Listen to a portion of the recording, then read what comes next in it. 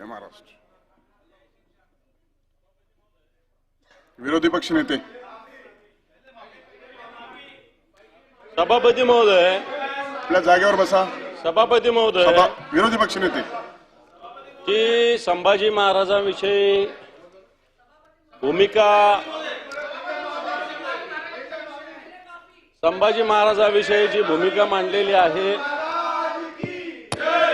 संभाजी महाराजांचा आदर किंवा मान या महाराष्ट्रातला किंवा या देशातला कोणता हिंदू करणार नाही अशातला भाग नाहीये. आणि म्हणून एकतर संभाजी महाराजांचा माफीचा विषय असताना माननीय एक मंत्री ज्या पद्धतीनं या सभागृहात बोलले, मला वाटतं सभागृहाचा एक डेकोरम असेल, मान असेल, सन्मान असेल याच्यात निश्चित आहे. कारण मंत्र्यांनी सुद्धा काही बोलण्याच्या पद्धती आहे. बोलावं, मंत्र्यांना बोलण्याचा अधिकार आहे, परंतु बोलण्याच्या काही पद्धती आहे.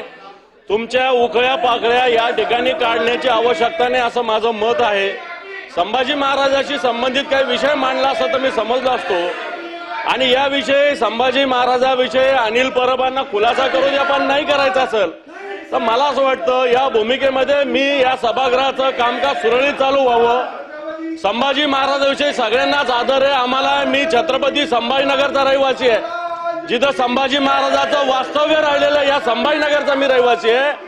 आणि मला असं वाटतं मी या सगळ्या भूमिकेमध्ये जर असं वाटलं असेल आपल्याला, आपण खरं तर मिनिट चेक केले पाहिजे.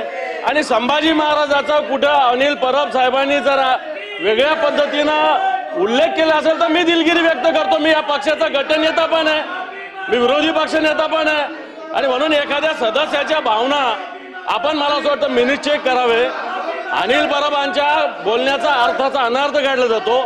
संभाजी महाराजांचा आदर करणारे आम्ही पण आहे ना, परंतु आपण जरा मंत्र्यांनाही सांगावं समजावून की कशा पद्धतीनं मंत्री बोलतात, काय बोलतात, ही काय पद्धती का बोलण्याची. आपण जागेवर बसा. विरोधी पक्ष नेते यांनी आपलं म्हणणं मांडलेलं आहे. वैयक्तिक स्वरूपाचं आणि असंसदीय जे आताच्या चर्चेदरम्यान हे झालं असेल तर ते तपासून त्याच्यातून काढून टाकण्यात येतील. मला असं वाटतं असंसदीय आणि वैयक्तिक स्वरूपाचे जर एकमेकांमध्ये संवाद झाला असेल तर तो तपासून काढण्यात येईल. आणि मला वाटतं की विरोधी पक्ष नेत्यांनी आता दिलगिरी व्यक्त केलेली आहे. आपण सगळ्यांनी जागेवर बसावं.